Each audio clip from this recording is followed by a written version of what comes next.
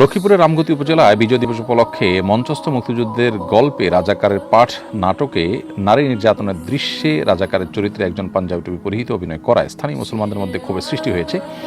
এ ধরনের ঘটনাগুলো কি কেবলই বিচ্ছিন্ন ঘটনা নাকি কোনো বিশেষ উদ্দেশ্য পরিকল্পিতভাবে ঘটনা হয়, এই বিষয়ে আপনার মন্তব্য জানতে চাই।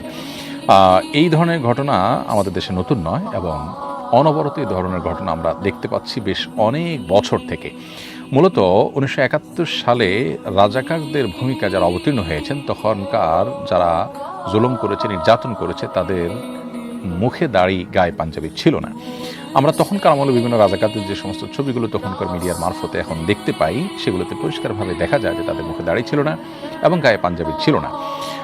পক্ষান্তরে বহু মুক্তিযোদ্ধা আছেন যারা দাড়ি পাঞ্জাবি ধারণ করে, তারা ধর্মকর্ম করে, নামাজ কালাম পড়ে তারা মুক্তিযুদ্ধে সামিল হয়েছেন। অতএব এখানে ধর্মকে বা ইসলামকে আপনার ভিলেন বানানোর জন্য বা ইসলাম থেকে মানুষকে দূরে সরাবার জন্য বা ইসলামোফোবিয়া তৈরি করবার জন্য অত্যন্ত সুপরিকল্পিতভাবে দেশের ক্ষুদ্র একটি অংশ তারা দেশের মানুষের উপরে এ ধরনের বিষয়গুলো তারা ছড়িয়ে দেওয়ার চেষ্টা করছে, কখনো বিনোদনের নামে, কখনো চেতনার নামে।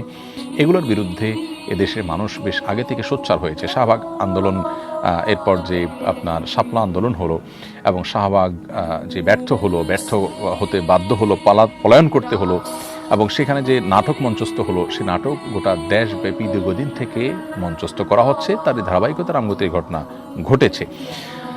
আমরা আশা করি যে এদেশে মানুষের পালস এই দুষ্টচক্র বোঝার চেষ্টা করবে এবং তারা এই দুঃসাহস দেখানো বন্ধ করবে। দিনকে সবসময় খারাপভাবে উপস্থাপন করার একটা চেষ্টা, বিশেষ করে নাটক সিনেমার মাধ্যমে, বিভিন্ন অভিনয়ের মাধ্যমে চেষ্টা দীর্ঘদিন থেকে চলমান আছে। এর বিরুদ্ধে আমাদেরকে সোচ্চার হতে হবে এবং প্রতিবাদী হতে হবে। ধর্মপ্রাণ মুসলমানদের দেশে তাদের বুকের উপরে বসে তাদেরকে এভাবে আঘাত মুসলমানদের সহ্য করা উচিত নয়। দিনই কারণে এবং নাহিয়ান মুনকারের দাবির অংশ হিসাবে আমাদের উচিত এই সমস্ত অন্যায়ের বিরুদ্ধে কথা বলা।